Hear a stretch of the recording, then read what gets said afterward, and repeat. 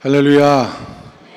자, 여러분 성경의 서로 넘고 말씀을 향한 고백부터 드리고 말씀 나누도록 하겠습니다. 다 함께 시작. 하나님 말씀에 생명이 있습니다. 하나님 말씀에 은혜가 있습니다. 주여 이 말씀을 깨닫게 하시고 이 말씀대로 살아가게 하옵소서. 아멘. 좌우 앞뒤에 계신 분들 인사하도록 하겠습니다. 축복하십니다. 잘 오셨어요. 은혜 많이 받으시기 바랍니다. 잘 오셨습니다. 은혜 많이 받으시기 바랍니다. 마가복음 10장에 있는 말씀을 가지고 잃는 것보다 얻는 것을 세어보라 라는 제목의 말씀을 나누도록 하겠습니다. 공자가 자기 조카 벼슬 하고 있던 공멸이라고 하는 조카에게 어느 날 이런 질문을 던졌다고 해요. 내가 벼슬을 하고 있는데 벼슬 하면서 얻은 것이 무엇이고 잃은 것이 무엇이냐 이렇게 물었더니 조카 공멸이 말하기를 제가 벼슬을 하면서 얻은 것은 없는 것 같아요. 그러나 잃은 것은 한 3가지 정도가 있는 것 같습니다. 공무에 바쁘다 보니 시간이 없어서 학문에 게을리하여 학문이 부족해졌고 또 녹봉이 적어서 그것을 가지고 가족들을 친척들을 돌보지 못하다 보니 관계가 많이 소홀해졌습니다. 많이 바쁜 생활 가운데 친구들과 만날 수 있는 시간이 없어서 벼슬을 하면서 친구들과의 관계도 소원해졌습니다. 그렇게 이야기를 했답니다. 같은 벼슬을 하는 제자, 복자천이라는 제자가 있었거든요. 공자가 똑같은 질문을 그 제자에게 던졌답니다. 벼슬을 하면서 얻은 것이 있으면 무엇이고 잃은 것이 있으면 무엇이냐 물어보았더니 복자천이라고 한 제자가 말하기를 선생님, 저는 잃은 것은 없고 얻은 것은 한 3가지 정도 있는 것 같아요. 벼슬을 하면서 그동안 공부했던 것을 적용하고 실천하다 보니 나도 모르는 사이에 학문이 늘은 것 같고 적은 녹봉이지만 가족들을 돌보고 섬기다 보니 관계가 매우 돈독해졌을 뿐만 아니라 바쁜 생활 속에서 틈을 내어 친구들을 만나니 더 반갑고 더 친구들 사이가 좋아진 것 같습니다 라고 이야기를 했다라고 하는 것입니다. 비슷한 형편에 있는 두 사람이었지만 공멸은 자기가 벼슬을 하면서 잃은 것이 무엇인가를 세웠던 사람이고 복자천은 자기가 얻은 것이 무엇인가를 세웠던 사람이에요. 그 차이입니다. 그렇게 잃은 것이 많다라고 생각하면 그 벼슬살이가 결코 행복할 수가 없겠죠. 그러나 복자천은 그 벼슬 생활을 하면서 행복한 삶을 살았을 것이라 저는 생각을 해요. 무슨 차이가 있느냐? 그겁니다. 한 사람은 자기의 형편과 처지 가운데 잃은 것을 세는 습관을 가진 사람, 이게 불행한 사람이 가지고 있는 특징 가운데 하나거든요. 나는 이것도 잃었고 저것도 잃었고 나는 이것이 부족하고 저것이 부족하다라고 생각을 하면 자신감도 잃고 감사함도 잃고 잃은 것을 세면 셀수록 행복은 점점 비워지게 되어져 있다라고 하는 거예요. 그러나 얻은 것이 무엇인가를 생각하고 그것을 세는 사람은 감사할 줄도 알고 얻은 것을 세면 살수록 그 삶은 더욱더 풍요로워지고 또 행복은 채워져 간다라고 하는 그런 것을 우리가 이분의 이 이야기를 통해서 알 수가 있지 않습니까? 중요한 삶의 원리입니다, 여러분. 우리가 지난 주간에 추수감사절을 보냈고요. 이제 한 해에 남겨진 끝자락을 지나가는데 여러분 추수감사절 지나면서 하나님 앞에 무엇을 세셨습니까? 지나간 한 해의 삶을 전체적으로 돌이켰을 때 여러분은 얻은 것을 하나님 앞에 세어 감사했습니까? 아니면 잃은 것을 세면서 한 해를 마무리하셨습니까? 신앙생활에 있어서도 얻는 것이 있고 잃는 것이 있어요. 그래서 신앙생활에서도 얻는 것을 세는 것이 매우 중요합니다. 오늘 우리가 읽은 말씀은 말이죠. 여러분 너무나 잘 아시는 부자 청년에 관한, 이 부자 청년이 예수님의 앞에 나와서 대화했던 그런 내용을 기록하고 있는 말씀이거든요. 성경 말씀 우리가 읽지를 않았습니다만 주 뒤에 보시면은 이 사람이 일단 재물이 많았다라고 성경은 기록을 하고 있어요. 우리식으로 말하면 굉장히 유능한 청년 사업가 중에 한 사람이었을 것 같다는 생각을 하게 되고요. 또 누가복음의 말씀해 보시면 이 사람이 관원이었다라고 성경은 기록하고 있거든요. 그러니까 사회적으로 꽤 높은 위치에 있었던 사람인 것으로 보입니다. 성경학자들은 아마 그 당시 공회 의원이 아니었을까, 산헤드린 공회의 한 사람이 아니었을까라고 추정하는 이유가 거기에 있습니다. 우리가 보통 말이죠, 재물이 많고 사회적인 지위가 높은 사람들은 신앙생활을 등한히 하는 경우가 많거든요. 신앙생활에 별 관심을 갖지 않는 경우가 많은데, 이 사람은 말이죠, 재물도 많고 사회적 위치가 있는 사람임에도 불구하고 신앙과 경건 생활에 매우 깊은 관심을 가진 것으로 오늘 성경은 보여주고 있다라고 하는 것입니다. 이제 이 사람이 자기가 살아가면서 마음속 깊은 곳에 어떤 목마름 같은 것이 하나 있었던 것 같아요. 그래서 그것을 예수님에게 나와서 물어보고 그 목마름을 해결받기 위하여 찾아왔습니다. 17절의 말씀에 보시면 이 사람이 무엇에 목마라 했는지 정확하게 기록을 하고 있어요. 여러분 17절의 말씀을 같이 읽겠습니다. 시작.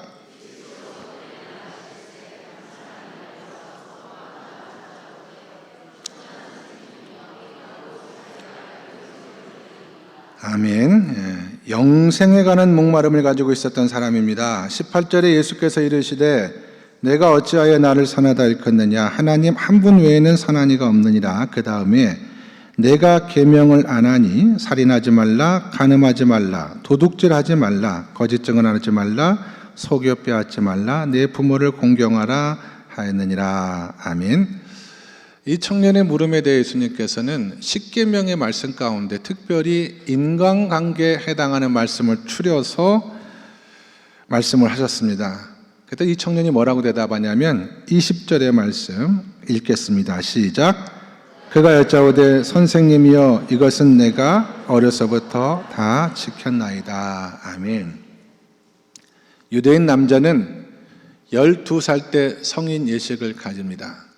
그때부터 진정한 의미로 신앙생활을 시작하게 되는데, 이 사람이 한 얘기는 뭐냐면 내가 12살 이후로 하나님의 계명 가운데 어긴 것이 하나도 없습니다. 내가 다 지켰습니다 라고 이야기한 거예요.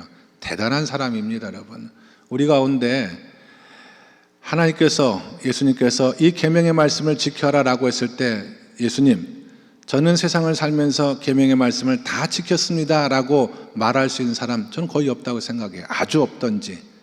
그렇게 보면 이 사람은 굉장히 대단한 청년이 아닐 수가 없습니다. 그래서 예수님께서도 21절의 말씀에 보니까 그를 보시고 사랑하사 이르시되 그랬어요.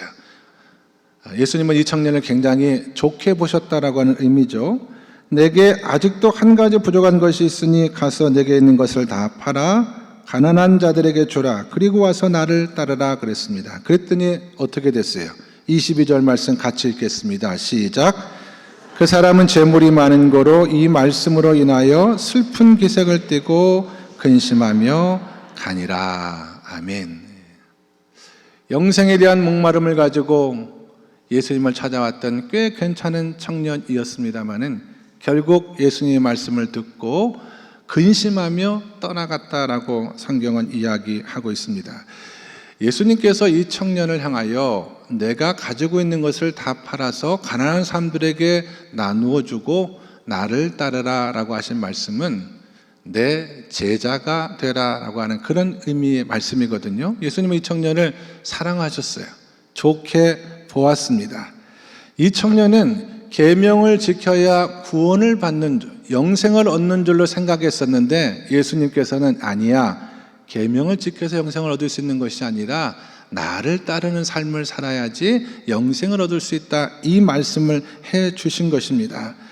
사실 예수님께서 베드로와 요한과 같은 제자를 부르실 때에 너희가 가진 것을 다 팔아 가난한 사람들에게 나누어 주고 나를 따르라 라고 말씀하지는 않았습니다. 그러나 예수님께서 나를 따르는 제자가 되라 라고 하신 말씀에는 다 포함이 되는 거예요. 왜냐하면 제자들은 예수님께서 나를 따르는 제자가 되라 말씀하셨을 때 자기가 가지고 있는 것을 다 버리고 예수님을 따랐다라고 성경은 말하거든요. 그래서 오늘 28절에도 보시면 베드로가 어떤 얘기를 하냐면 예수님, 우리는 우리가 가지고 있는 것을 다 버리고 주님을 따랐습니다, 이렇게 이야기했다라고 하는 것입니다. 그런데 이 부자 청년은 이걸 하지 못한 것입니다.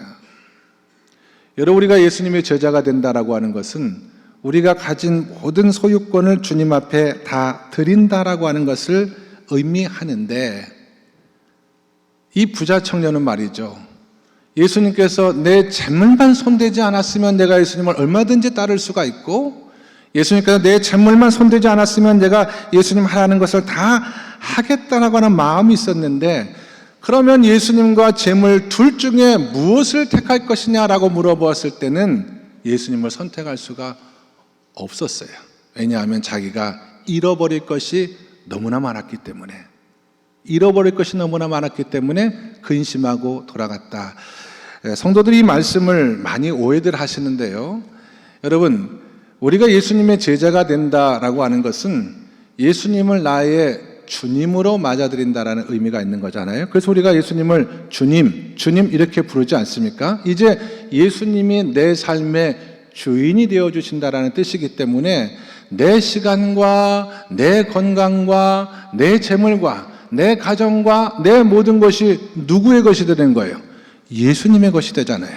그게 예수님을 주님으로 고백한다라고 하는 그런 의미가 되는데, 이 지점에서 부자 청년이 실패했다고 그랬지 않습니까? 이 청년은 예수님이 내게서 가져갈 것만 생각한 거예요.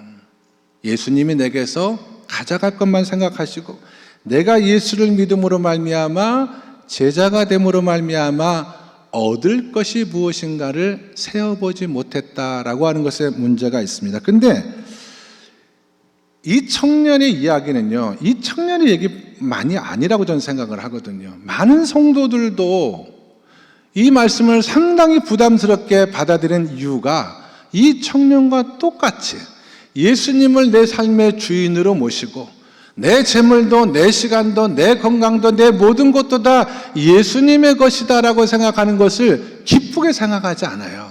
짠하게 생각합니다. 근데 왜 그러냐면 예수님에게 무언가, 예수님을 믿으면 내가 잃을 것을 생각하기 때문에 그런데, 저는요, 우리가 예수님의 제자가 된다는 것이 결코 손해가 아니라고 생각을 합니다.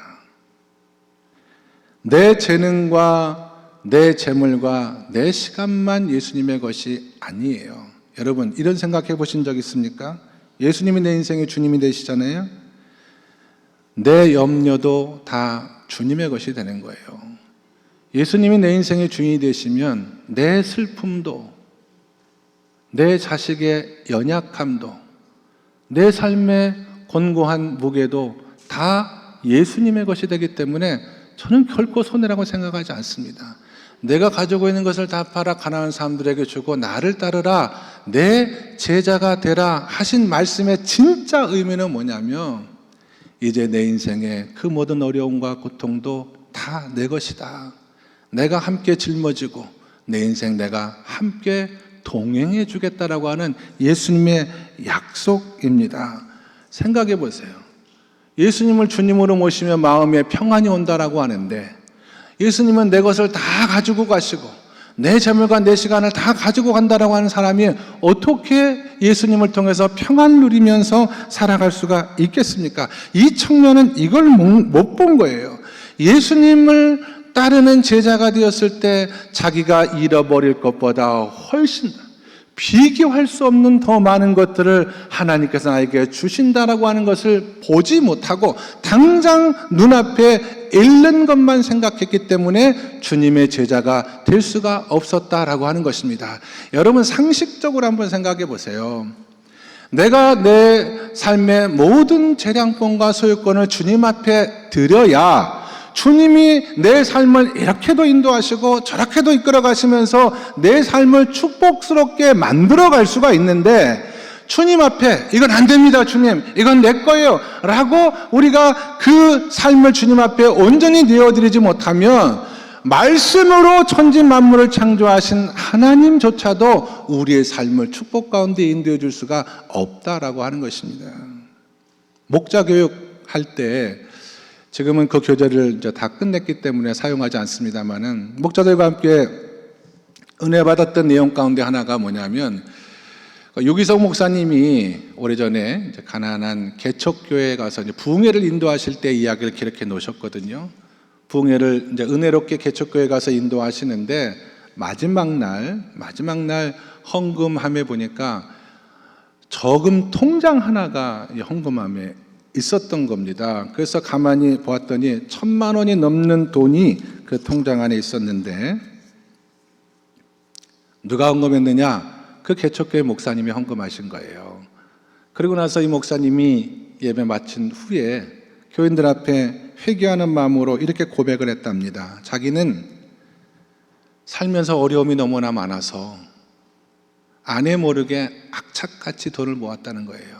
그래야 가족들에게 교회에 큰 어려움이 생겼을 때 그 큰일을 해결할 수 있다고 생각을 하고 악착같이 1,000만 원을 모았는데 부흥회 참석해서 은혜를 받다 보니 내가 하나님을 믿는 목사가 아니라 돈 1,000만 원을 믿는 목사였구나라는 그런 깨달음이 와서 회개하는 마음으로 교회의 어려움을 위해서, 재정을 위해서 자기가 기꺼운 마음으로 헌금을 하나님 앞에 드린다 고백을 하니 목사도 울고 사모님도 울고 교인들도 다 눈물바다가 되었다라고 하는 거예요. 감사한 것은 그 일로 계기가 되어서 교회가 물심양면으로, 목사가 보여주는 그 헌신을 따라서 물심양면으로 교회가 어려운 재정의 문제를 해결하고 한 걸음 나아가서 그 사건을 계기로 해서 그 교회가 새로운 부흥과 축복 가운데 들어가는 은혜가 있었다라는 그런 이야기거든요. 돈 1,000만 원을 믿으며 살지 아니하고 내가 하나님만을 믿고 살아가겠습니다. 그렇게 고백했다라고 하는 거죠. 저는 통장에 돈 1,000만 원 없어요, 여러분. 그 목사님도 헌금 하나 기대하시면 안 돼요, 여러분. 중요한 내용은 무엇이냐면 우리가 마지막까지 놓지 못하는 바로 그것 때문에 우리가 평화를 누리지 못하고, 우리가 마지막까지 놓지 못하는 바로 그것 때문에 우리가 하나님의 축복을 누리지 못한다라고 하는 사실을 이 목사님 이 고백을 통해서 우리가 깨닫게 된다라고 하는 것입니다. 부자 청년에게 너 가지고 있는 거 다 팔고 가난한 사람들에게 나누어 주고 나를 따르라 라고 하신 예수님의 말씀은 내가 이제 내 인생과 내 삶을 영생까지 책임져 주시겠다는 그런 약속의 말씀인데, 이 청년은 당장 잃을 것만 생각했기 때문에 그 주께서 하신 말씀의 진심을 온전히 깨달아 알지 못하고 축복도 영생도 다 놓쳐버리고 말았다는 이야기입니다. 우리 성도님들, 예수를 믿고 그분의 제자가 된다는 것이 무슨 뜻인지 오늘 말씀을 통해서 잘 깨달으시고, 내가 가진 것을 전부 하나님 앞에 드릴 때 그 삶 속에서 오는 자유함과 평안함이 무엇인가를 경험하시고, 당장 눈앞에 잃는 것만 생각하지 마시고 내 모든 것을 주님 앞에 다 드렸을 때는 내 힘들고 어렵고 눈물 나고 아픈 것들도 주님께서 다 받아주시고, 내가 주님 앞에 내 모든 것을 드릴 때 치료함의 역사도 경험하는 것이고 자유함의 은혜도 경험하는 것이고 내 삶을 통해서 일하시는 하나님의 놀라운 역사를 경험해 갈 수 있다는 사실을 꼭 기억하시고, 주님을 언제까지 내 것을 빼앗아 가시는 분으로만 생각하지 마시고 내 삶을 은혜로 복으로 채워주신 주님을 이 말씀을 통해서 경험하시는 저와 여러분 모두가 다 될 수 있길 주님의 이름으로 간절히 축원합니다. 이 과정을 제자들의 곁에서 가만히 다 지켜본 다음에 그 청년이 떠나간 후에, 근심하며 떠나간 후에 베드로가 했던 이야기 하나를 마가는 잊지 않고 성경에 기록해 놓았어요. 28절의 말씀에 오시면 베드로가 여짜와 이르되 보소서 우리가 모든 것을 버리고 주를 따랐나이다 했습니다.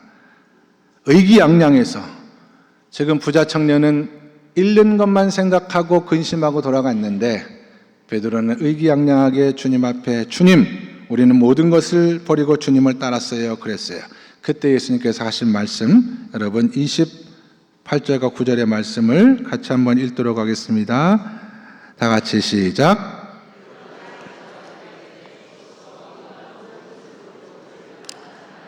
예수께서 이르시되 내가 진실로 너희에게 이르노니 나와 복음을 위하여 집이나 형제나 자매나 어머니나 아버지나 자식이나 전토를 벌인 자는 30절 현세에 있어 집과 형제와 자매와 어머니와 자식과 전토를 100배나 받되 박해를 겸하여 받고 내세 영생을 받지 못할 자가 없느니라. 아멘. 무슨 말씀이에요?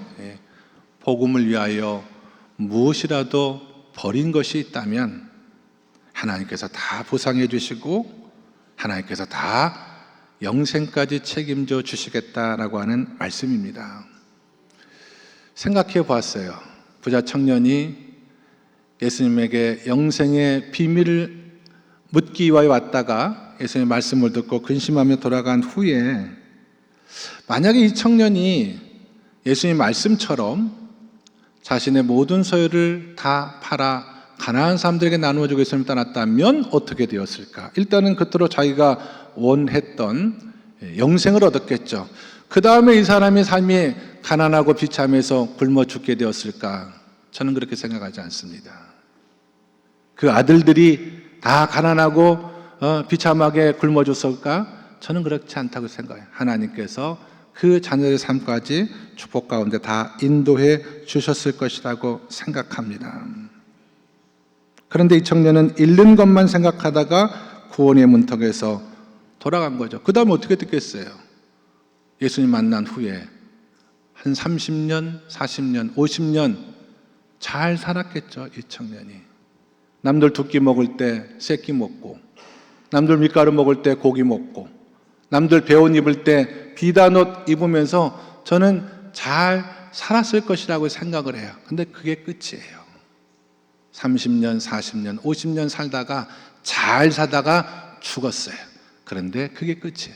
영생에까지는 이르지 못했고 성경에 이 사람의 이름은 더 이상 기록되어 있지 않습니다. 반면에 베드로를 보세요, 여러분. 인간적으로 비교하면 여기 나오는 부자 청년과 베드로는 비교 대상이 아니에요. 속된 표현으로 하면 발 뒤꿈치에 때만도 못한 것이 베드로의 삶이 아니었을까 생각을 하는데 베드로는 달랐어요. 베드로는 잃는 것을 보지 아니하였고 하나님으로 말미암아 얻은 것이 무엇인가까지 볼 줄 아는 안목이 있었기 때문에 자신의 모든 것을 다 버리고 예수님을 따라갔잖아요. 그리고 나서 어떻게 되었습니까, 여러분? 베드로는 성경 도초에 그 이름을 남겨놓았고요. 우리가 믿는 기독교의 초석을 놓았을 뿐만 아니라 오고 오는 많은 세대들의 신앙과 믿음의 모범이 되는 위대한 사도가 되었다라고 하는 것이 성경과 교회 역사의 증언입니다. 우리 성도님들 신앙생활 하실 때 말이죠. 이 부자 청년처럼 잃을 것이 무엇인가만을 계산하고 그래서 더 큰 것을 잃어버리는 어리석은 결정을 하지 마시고 베드로와 같은 삶을 베드로처럼 하나님 앞에 얻는 것이 무엇인가를 바라볼 줄 알고 그 얻는 것을 위하여 기꺼이 자신의 삶을 다 드림으로 말미암아서 하나님의 모든 것을 자신의 것으로 소유하며 살아갈 수 있는 신령한 종들이 다 될 수 있기를 주님의 이름으로 간절히 축원합니다. 이게 오늘 말씀이 주는 가장 중요한 핵심이에요. 부자 청년의 이야기가 주는 가장 중요한 진리입니다. 말씀의 결론을 맺도록 하겠습니다. 제가 이 말씀 준비할 때 본문에 나오는 이 청년과 매우 비슷한 젊은 청년 이야기를 들었습니다. 크리스찬 젊은 부부에 관한 이야기인데 아시네 목사님 교회 교인이에요. 조그만 사업처를 읽어가는 이 청년 부부가 우리의 기업은 하나님의 기업으로 믿고 매출의 1%를 매월 하나님 앞에 드리는 믿음의 삶을 사는 11조는 별도로 매출의 1%를 매월 하나님 앞에 드리는 삶을 살아가고 사업처를 하나님의 사업처로 믿고 살아가는데 그렇게 간증이 많다는 거예요. 사업하다 보면 어려울 때도 있고 여러 가지 일이 되는데 그렇게 간증이 많다라고 하는 겁니다. 제가 궁금해서 도대체 얼마를 헌금하느냐 물어보았어요. 작은 교회 아니거든요, 여러분. 거기에 목사님 사례비보다 훨씬 더 많은 액수를 매월 헌금하면서 그렇게 살아가시는, 나이도 굉장히 어린 사람들인데 근데 그럴 수 있다 생각했어요. 왜냐하면 버는 것이 많으면 많이 들 수도 있는 거 아닙니까? 근데 그게 아니라는 거예요. 자기 집도 없고 전세 살고 차도 조그만 차를 타고 살아가. 그렇게 삶이 검소하다는 것입니다. 그리고 한 달의 삶을 살면서 생활비를 아껴 남는 돈이 있으면 다 모아서 가까운 교인들, 어려운 이웃들, 가족들 돕는데 다 쓴다는 거야. 모으지 않고 매월 하나님이 주신 것이기 때문에 하나님의 것으로 믿고 하나님께서 기뻐하시는 것에 하나님을 위해서 사용하는 재정 원칙을 딱 붙들고 그렇게 살아간다라는 그런 이야기를 들었습니다. 어떻게 그렇게 살 수 있을까? 제가 오늘 말씀을 통해 깨달아지는 부분이 있거든요. 예수님께서 베드로에게 하신 약속이 있었어요. 내가 진실로 너에게 이르노니 나와 복음을 위하여 집이나 형제나 자매나 어머니나 아버지나 자식이나 전토를 벌인 자는 현세에 있어 세상을 살아갈 때 집과 형제와 자매 어머니와 자식의 전토를 100배나 받되 박해를 겸하여 받고 내세에 영생을 받지 못할 자가 없느니라 그랬습니다. 이 젊은 부부는 이 말씀을 본 거예요. 하나님의 나라를 본 겁니다. 당장에 잃는 것이 아니라 세상에서 100배나 받고 영원한 나라에서 썩지 않은 상급으로 하나님께서 예비해 주신 것이 무엇인가를 볼 줄 아는 안목과 믿음이 있기 때문에 그렇게 하나님 앞에 모든 것을 드리며 살아갈 수가 있었다라고 하는 거예요. 저는 하나님께서 이 부부, 이 가정 반드시 축복해 주시고 그 가정과 사업을 은혜 가운데 이끌어 주리라 그런 믿음이 있습니다. 우리가 예수님을 믿고 따르는 가운데 지금이야 박해까지는 아니지만 희생은 따른다고 생각을 하거든요. 주님의 제자가 되겠다고 결심한 사람이 희생을 거절한다? 전 있을 수 없다고 생각을 해요. 희생 없이는 주님의 제자가 될 수가 없습니다. 희생 없이는 주님을 주님으로 섬길 수가 없다 이 말이에요. 그러나 거기에는 100배 보상과 영생에 이르기까지 사라지지 아니하는 하나님의 놀라운 축복이 있다라고 하는 것입니다. 내가 예수님을 잘 믿고 싶은데 예수님을 믿고 난 다음에 따르는 나의 어떤 희생, 물질적인, 시간적인 여러 가지 희생이 두려워서 주저하는 성도가 있다라고 한다면 여러분 이 시간 결심하길 바라요. 내가 주님 앞에 희생을 드리면 하나님께서 그 손해라는 것보다 더 큰 은혜와 복을 우리에게 주신다라고 하는 것을 믿으시기 바랍니다. 내가 하나님의 교회를 섬기고 성도를 돕는 삶을 살아가는데 그 섬김에 따르는 희생이 있는 것이 주저하여 그 희생 때문에 내가 좀 더 하나님을 섬기는 일에 부족함이 있다라고 한다면 오늘 믿음으로 결심하기 바라요. 하나님 앞에 진실된 섬김, 진실된 희생을 드리는 자에게 주께서 말씀하시기를 이 땅에서 100배나 보상을 받고 영원한 생명에서 사라지지 아니하는 상급과 은혜로 축복해 주신다라고 하는 이 말씀을 꼭 여러분 기억하시길 바랍니다. 그래서 영생을 눈앞에 두고 잃을 것만 생각하고 두려워하다가 더 큰 것을 놓쳐버렸던 어리석은 부자 청년이 아니라 세워주신 하나님, 보상해 주신 하나님, 우리의 삶 우리 가운데 인도하시는 그 하나님과 동행하는 삶의 비결을 깨닫고 우리가 잃는 것보다 더 많은 것을 주시고 우리 삶을 채워주실 뿐만 아니라 마음에 말할 수 없는 평안과 은혜와 기쁨을 주시고 하나님 믿는 삶의 놀라운 은혜를 경험하게 해주시는 그 하나님과 동행하는 삶, 그 하나님께 드리는 삶, 그 하나님과 함께하는 삶 가운데 저와 여러분 모두의 믿음이 세워지시기를 주님의 이름으로 간절히 축원합니다. 기도하시겠습니다. 하나님 아버지, 오늘 말씀을 통하여 예수를 믿고 그분의 제자가 된다는 것이 무엇인지 깨닫게 도와주시오니 감사합니다. 내가 가진 모든 것을 주님께 드리는 것이 결코 손해가 아니라 내 마음속엔 평안이고 주님의 은혜고 이 세상과 내세에서 100배로 보상되는 축복이 된다는 사실을 깨닫는 저희 모두가 되게 하여 주시옵소서. 그래서 주님을 영접하고 주님을 섬기고 교회를 섬기는 것 가운데 주저했던 분들 이 시간 말씀을 통해 결단케 도와 주시어서 잃는 것을 세지 아니하고 얻는 것을 셀 줄 아는 지혜로운 성도들이 다 될 수 있도록 축복하여 주시옵소서. 예수 그리스도의 이름 받들어 기도드리옵나이다. 아멘.